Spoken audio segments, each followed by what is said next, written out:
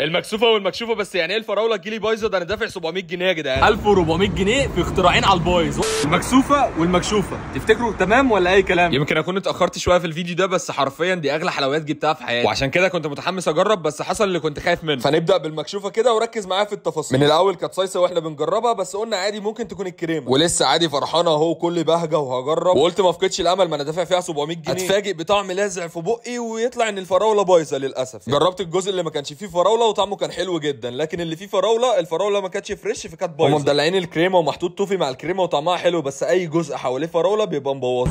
فراوله سيئه. ليه بتعملوا في الناس كده؟ 675 جنيه بس هتاخد فراوله بايظه. ندخل بقى على المكسوفه، ودي كانت ماسكه نفسها اكتر وكان مصروف عليها جامد تقريبا، يعني شوكولاته وكريمه شوكولاته وكراميل توفي وبندق وليل. شكلها جامد قوي، هم مدلعينها ومروقين عليها على الاخر. شكلها كان جامد قوي، بس تفتكروا بقى تمام ولا اي كلام؟ ميكس الشوكولاتات حلو قوي ونضيف، بس تقيله جدا. انا جزعت مع اول معلقه، يا دوب كلت معلقتين بالعافيه. لو ليك في الشوكولاتات والحاجات التقيله دي هتعجبك، او بتحب الحاجات الخفيفه فالمكشوفه هتبقى امثل حل، بس ده لو ما جاتلكش بايظه يعني. وانا مش عارف اسعار رمضان السنه دي غاليه قوي كده ليه، الاثنين سعرهم غالي جدا يا جدعان. ربنا يسترها علينا رمضان اللي جاي.